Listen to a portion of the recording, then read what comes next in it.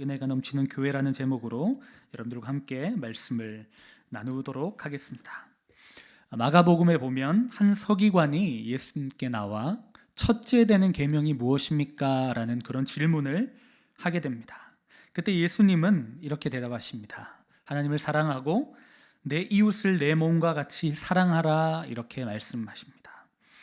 여러분, 하나님을 사랑하는 것 그리고 이웃을 사랑하는 것, 첫 번째, 두 번째라고 말씀하셨지만 사실 이것은 따로 떼어서 설명할 수 없고 떼어질 수 없는 것입니다. 하나님을 사랑하는 자는 자신이 받은 그 사랑으로 이웃을 사랑하게 되어 있습니다. 요한 1서에도 보면 눈에 보이는 형제를 사랑하지 않고는 눈에 보이지 않는 하나님을 사랑할 수 없다라고 이렇게 말씀합니다. 예수님은 이 땅에 오셔서 그 당시 종교 지도자들을 향해 그들의 외식을 꾸짖으시고 전심을 다해서 하나님을 사랑하도록 말씀하셨습니다. 하나님은 우리들의 중심을 다 알고 계십니다. 오늘도 하나님을 향해 전심으로 예배할 예배자를 하나님은 찾고 계십니다. 오늘 이 시간에 하나님께서 찾으시는 그 한 사람, 그 예배자가 여러분 모두가 되시기를 간절히 소원합니다. 오늘 말씀을 보면 두 사람이 나옵니다. 한 사람은 바리새인이고 한 사람은 세리입니다. 한 사람은 그 당시에 존경받는 사람이었고 한 사람은 사람들에게 죄인으로 낙인 찍힌 사람이었습니다. 한 사람은 신실한 신앙인이었고 한 사람은 사람들에게 멸시받는 사람이었습니다. 예수님께서 이 비유를 말씀하시는 이유에 대해서 맨 첫 절 9절에 이렇게 나와 있습니다. 9절 말씀 우리 같이 한번 읽어봤으면 좋겠습니다. 시작. 또 자기를 멸시하는 자들에게 이 비유로 말씀하시되, 자기를 의롭다 하고 다른 사람을 멸시하는 자들을 위해서 이 말씀을 해주고 있다고 하십니다. 여러분 좀 생각해 보십시오. 과연 이 말씀이 좀 이상한 점이 발견되지 않습니까? 과연 의로운 사람과 남을 멸시하는 사람, 물론 다른 것이지만 의롭다는 그 사람이 다른 사람을 멸시한다, 이게 여러분 상식적으로 이해가 되십니까? 저는 이것이 분리될 수 없다라는 생각을 해보게 되었습니다. 그런데 오늘 자기를 의롭다고 믿고 다른 사람을 멸시하는 사람의 예가 누구라고 나와 있죠? 바로 바리새인입니다. 그는 자신을 의롭다고 하는 근거로 무엇을 제시했는지 우리는 성경을 통해서 살펴볼 수 있습니다. 11절 12절 말씀도 함께 읽겠습니다. 바리새인이 서서 따로 기도하여 이르되, 하나님이여, 나는 다른 사람들 곧 토색, 불의, 간음을 하는 자들과 같지 아니하고 이 세리와도 같지 아니함을 감사하나이다. 나는 일에 2번씩 금식하고 또 소득의 11조를 드리나이다 하고. 아멘. 바로 그는 그 자신의 행위, 일주일에 2번씩 금식을 하고 11조를 꾸준히 드리는 것, 그리고 토색, 불의, 간음을 하지 않는 것을 그게 의로움의 기준으로 삼고 있습니다. 보기엔 정말 대단해 보입니다. 아니, 정말 대단한 신앙인의 모습입니다. 그러나 하나님의 관점은 좀 다르다는 것입니다. 9절에 말씀하시는 것처럼 그는 의로운 사람이라기보다는 의롭다고 믿고 있는 사람이었습니다. 그의 생각은 맞지 않았습니다. 우리 주님의 관심은, 우리 주님이 의롭다 하시는 것은 그 신앙의 행위보다 사실 세리와 죄인과 연약한 자, 가난한 자, 힘든 자, 그들을 향해 사랑을 베풀고 호의를 베풀고 그들을 멸시치 않는 것이었습니다. 하나님을 향한 행위는 있는데 하나님을 향한 그 마음, 하나님의 관심이 어디 있는지에 대해서는 그는 관심이 없었다는 것입니다. 예수님의 별명이 무엇이었습니까? 예수님의 별명은 세리와 죄인들의 친구셨습니다. 하나님을 사랑한다는 것은 하나님의 마음을 품고 하나님의 눈이 있는 곳에 내 눈이 있고 하나님의 마음이 있는 곳에 내 마음이 있는 그것이고 그대로 살아가는 것입니다. 이사야 58장 6절에는 하나님께서 기뻐하시는 참된 금식에 대해서 이렇게 기록되어 있습니다. 내가 기뻐하는 금식은 휴강의 결박을 풀어주며 멍에의 줄을 끌어주며 압제당하는 자를 자유케 하며 모든 멍에를 꺾는 것이 아니겠느냐. 금식하는 행위보다 참된 금식의 마음이 더 중요하다는 것입니다. 하나님께서 원하시는 것은 이웃을 향한 사랑, 긍휼의 마음이었습니다. 그러나 그가 믿는 것은 하나님의 마음, 하나님의 의롭다 하심을 칭해 주시는 그 하나님의 음성이 아니라 자신의 행위에 있었습니다. 또 우리가 주목해야 될 것이 있습니다. 그것은 그가 바로 감사하는 이유가 무엇이냐 하는 것입니다. 그는 전적으로 남과 비교를 통해서 감사하고 있습니다. 다른 사람에 비해서 잘 살고, 다른 사람에 비해서 행복하고, 다른 교회에 비해서 우리 교회가 더 크고 더 많은 사람들이 모이기 때문에 감사합니다. 이것은 진정한 감사가 아닙니다. 하박국 선지자처럼 나에게 아무것도 없지만 내 주머니에, 내 삶의 자리에 모든 것이 비어있고 결핍되어 있지만 그럼에도 불구하고 나는 여호와로 말미암아 즐거워하리로다, 기뻐하리로다, 이런 고백이 사실상 바리새인에게는 불가능했다라는 것입니다. 사실 다른 사람과 세리와 같지 않게 간음하지 않아서 이렇게 해서 감사합니다, 이러이러해서 감사합니다, 이런 기도는 사실 그 당시에 랍비들의 일반적인 기도의 패턴이었습니다. 그러나 그 자체는 나쁜 것이 아니지만 그 비교 의식 가운데서만 감사를 찾고 있다는 것은 옳은 감사가 아니라는 사실입니다. 반면에 여러분, 세리는 어떻게 기도하고 있습니까? 세리는 하나님 앞에 차마 고개를 들 수 없었습니다. 똑같이 성전에서 똑같은 시간에 같은 장소에서 하나님께 똑같은 분을 향해 기도하고 있지만 세리는 달랐습니다. 가슴을 치며 나는 죄인입니다 라고 주님 앞에 고백합니다. 이 모습을 보며 어떻게 보면 바리새인들은 그래, 너는 죄인이 맞아 라고 그렇게 정죄했을지 모르겠습니다. 세상 사람들은 세리를 죄인으로 여겼습니다. 실상 그들은 로마에게 상납해야 될 일정 금액 외에 더 많은 세금을 받아 자신에게 축적하고 자신의 유익을 위해 사용했습니다. 어쩌면 그들은 죄인이었습니다. 그러나 중요한 것은 이러한 죄인도 하나님께서는 그들을 사랑하시고 그들이 주님 앞에 나와 회개할 때 하나님은 이들을 의롭다고 선포해 주셨다는 사실입니다. 세리 중에 우리가 잘 아는 삭개오라는 사람이 있습니다. 그는 세리 중에도 세리장이었습니다. 그런 삭개오의 마을에 예수님께서 지나가신다는 소문이 들리고 그는 키가 작아 돌무화과 나무에 올라가 예수님을 바라보게 됩니다. 그때 처음 보는 그 예수님이 삭개오를 향해 삭개오 이리 내려오라, 내가 오늘 너희 집에 유하겠다 말씀하시고 그는 주님과의 교제 가운데 주님, 내가 가진 그 재산의 절반을 주님 앞에 가난한 자를 위해서 드리겠습니다라고 고백할 때 예수님께서 어떻게 그에게 선포하십니까? 19장에 이런 말씀이 있습니다.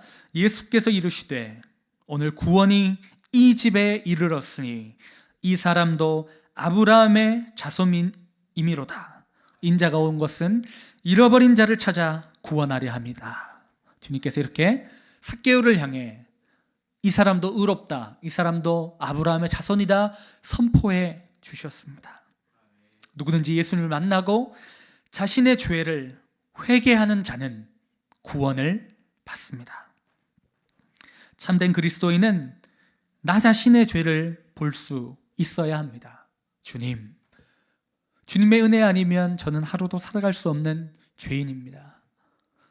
주님, 나 같은 연약한 자를 구원해 주셔서 감사합니다. 나는 주님 앞에 설 수 없는 죄인입니다. 내 죄는 너무나 붉어서 주님 앞에 나아갈 수 없는 존재입니다. 그렇게 고백하는 그런 자, 오늘도 주님 앞에 그렇게 나는 죄인입니다 라고 고백하며 나오는 자들에게 하나님께서 놀라운 은혜를 베푸시고 은총을 베푸시고 회복시켜 주시고 다시 한번 살아갈 수 있는 소망을 주시고 힘과 능력을 주실 줄 믿습니다.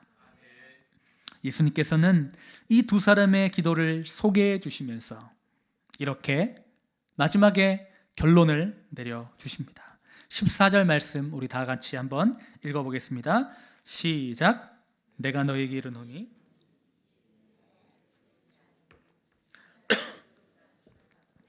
그의 집으로 내려갔느니라. 무릇 자기를 높이는 자는 낮아지고 자기를 낮추는 자는 높아지리라. 아멘.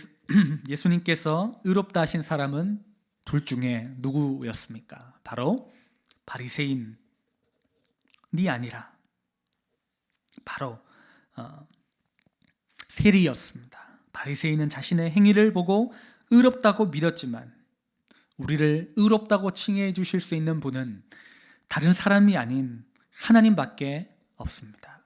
우리는 세상을 살면서 참으로 많은 사람들과 비교를 하고 그 가운데서 나 자신을 볼품없다고 생각하고 또 어떤 사람과 가진 것을 바라보며 나는 정말 은혜에서 멀어진 사람처럼 그렇게 여길 때가 있었습니다. 그러나 그 어떤 것도 우리를 하나님으로부터 떼어놓을 수 없습니다. 그 누구도 우리를 정죄할 수 없습니다. 오로지 우리 주님만이 우리를 의롭다 하실 수 있고 그 음성이 우리의 뇌리에, 우리의 가슴에 울려 퍼지기를 간절히 소원합니다. 세상 속에 들리는 수많은 메시지로 우리를 채우는 것이 아니라 세상에 살아가고 있지만 세상의 수많은 메시지가 우리를 혼란스럽게 하고 우리를 흔들어 놓지만 내가 너를 택하였다, 내가 너를 구속하였다, 내가 너를 의롭다고 칭하노라 말씀하시는 그 주님의 음성이 우리의 삶을 견인하는 놀라운 은혜를 체험하고 살아가는 우리 모두 되시기를 간절히 소원합니다. 사랑하는 여러분, 또 하나 우리는 바리새인처럼 자신을 의롭다 여겨서는 안 됩니다. 그리고 그 의로움을 가지고 누군가를 정죄하는 자리에 서서는 안 되겠습니다. 모두가 하나님 앞에 죄인이라고 고백하지만 우리는 때로 누구나 누군가의 위에서 누군가에 대해서 정죄하고 누군가에 대해서 손가락질하는 위치에 설 때가 있었습니다. 오늘 주님께서 우리에게 말씀하시는 것처럼 무릇 자기를 높이는 자는 낮아지고 자기를 낮추는 자는 높아지리라. 이 말씀을 생각하며 내가 혹시나 내 주위에 가난한 자, 연약한 자, 힘이 없는 자를 학대하거나 또 그들에게 손가락질하거나 그들을 정죄하는 위치에 서진 않았는지 주님 앞에 돌아볼 수 있는 여러분 되시기를 간절히 소원합니다. 우리는 남의 티를 보지 않고 우리 눈에 들보를 볼 수 있는 사람이 되어야 하겠습니다. 오늘 이 비유의 대상은 바로 다른 사람을 멸시하는 사람이었습니다. 여기서 멸시한다는 것은 누가복음 23장 11절에 나오는 말씀과 똑같은 의미가 있는데요. 그 말씀을 제가 읽어드리겠습니다. 헤롯이 그 군인들과 함께 예수를 업신여기며 희롱하고 빛난 옷을 입혀 빌라도에게 돌아보내니. 여기서 업신여긴다라고 했을 때 누구를 업신여긴다라고 되어 있습니까? 바로 예수님을 업신여겼습니다. 이게 어떤 상황입니까? 헤롯이 군인들이 이 예수님을 조롱하고 예수님을 재판하는 그 장면 아니겠습니까? 예수님을 업신여기는 장면입니다. 이것이 정말 중요합니다. 지금 예수님께서 바리새인과 세리의 기도를 비교하고 계신데 그 대상이 누굴까요? 바로 자기 스스로에 대하여 자신만만하면서 다른 사람을 무시하고 업신여기는, 멸시하는 사람. 그런데 이것이 예수님을 멸시한다라고 동일한 뜻이라는 사실입니다. 누가복음 안에서 유추해 보자면 그것은 곧 예수님을 무시하는 것이고 다른 사람을 무시한다는 것은 바로 예수님이 주신 그 은혜를 무시한다는 것입니다. 하나님을 무시한다는 말입니다. 사랑하는 여러분, 기도는 하나님 앞에 나와 나 자신을 진정으로 바라볼 수 있는 시간입니다. 다른 사람의 모든 생각, 다른 사람의 모든 그 뜻을 내려놓고 오직 하나님과 절대적인 하나님 앞에 나 자신을 바라보는 시간입니다. 나 자신이 얼마나 죄인인지, 하나님이 나를 얼마나 사랑하시는지 생각하며 하나님께서 주신 은혜에 감격하는 시간입니다. 하나님께서 나에게 얼마나 큰 은혜를 주셨는데 주님께서 죽을 수밖에 없는 우리, 에베소서 말씀을 통해서는 본질상 진노의 자녀였던, 허물과 죄로 죽었던 우리를 살리셨는데, 이런 우리가 다른 사람을 멸시한다는 것, 그것은 예수님을 멸시하는 것과 똑같습니다. 마태복음 말씀 보면 이런 말씀이 있습니다. 마지막 때에 대한 말씀인데, 너희는 내가 배고플 때 나에게 먹을 것을 주지 않았다. 내가 줄일 때, 내가 목마를 때 너희는 나에게 마실 것을 주지 않았다. 주님, 언제 저희가 예수님을 그렇게 박해했습니까? 예수님에 대해서 그렇게 박대하였습니까? 말할 때 예수님이 이렇게 말씀하시죠. 내 주위에 있는 지극히 작은 자에게 한 것이 나에게 한 것이고, 지극히 작은 자에게 하지 않는 것이 나에게 하지 않은 것이다. 여러분, 예수님은 눈에 보이지 않습니다. 그러나 눈에 보이는 예수님은 바로 우리 주위에 있는 연약한 사람들입니다. 세리와 죄인처럼 멸시당하고 조롱당하고 누구에게도 사랑받지 못하는 그들을 주님께서는 사랑하셨습니다. 그 사람들을 멸시하지 않고 사랑하는 것이 도리어 예수님을 사랑하는 것과 같습니다. 사랑하는 여러분, 교회에는 참 다양하고 많은 사람들이 있습니다. 영유아부터 장년, 노년에까지 전 세대가 함께 예배하며 주님 앞에 찬송을 올려드립니다. 그러나 그 모든 사람은 한 사람도 같지 않고 다 다릅니다. 그러나 교회 공동체의 하나의 가장 큰 공통점을 찾으라면 바로 이것입니다. 예수님으로 인해서 의롭다 하심을 칭함받은 사람들입니다. 하나님 앞에 차마 고개를 들 수 없었던 죄인들이지만 하나님의 크신 사랑을 받아 구원의 감격을 받은 백성입니다. 하나님의 은혜로 선물로 거저받은 구원의 은혜에 감격하며 오늘도 주님을 향해 예배하는 공동체라는 것입니다. 에베소서는 우리에게 이렇게 말씀합니다. 너희는 그 은혜를 인하여 믿음으로 말미암아 구원을 얻었나니 이것은 너희에게 난 것이 아니요 하나님의 선물이라. 행위에서 난 것이 아니니 이는 누구든지 자랑하지 못하게 함이라. 아멘. 누가 과연 이 은혜를 자랑할 수 있겠습니까? 하나님께서 거저 주셨는데, 거저 주신 것도 자신의 전부를 주셨는데, 가장 사랑하는 아들을 주시고 자신의 예수님의 생명을 주셨는데 우리가 누구에게 자랑할 수 있겠습니까? 누구도 다른 사람을 향해 손가락질할 수 없습니다. 정죄할 만큼 의로운 사람은 한 사람도 없습니다. 세리처럼 나 같은 죄인, 하나님께서 의롭다 하여 주시니 감사합니다. 주님을 찬양합니다. 은혜에 감사합니다. 주님을 예배합니다. 주님밖에 없습니다라고 고백하며 찬송하며 은혜에 감격하는 예배를 드리시는 우리 모든 성도님 되시기를 간절히 소원합니다. 아무것도 가지지 못해 낙심하는 것이 아니라 아무것도 없지만 주님을 소유했습니다라고 기뻐하는 공동체, 이 은혜를 누리고 은혜를 전하는 곳이 바로 교회입니다. 사랑하는 여러분, 우리는 은혜를 입은 사람들입니다. 구원받은 백성입니다. 그 감격을 가지고 세상에 나갑시다. 그리고 세상 속에 들리는 수많은 얘기들을 내려놓고 나는 주님의 은혜 아니면 살 수 없는 존재입니다. 주님께서 나를 구원하셨습니다라고 외치며 감사하며 기뻐하는 사람들 되시기를 바랍니다. 눈물 많은 이 세상이지만 넉넉히 이기신 주님과 함께 이 세상을 이기며 승리하며 살아가는 모든 성도님들 되시기를 주님의 이름으로 기원합니다. 기도하겠습니다. 사랑하는 하나님 아버지, 죽을 수밖에 없는 우리를 구원하여 주시니 감사합니다.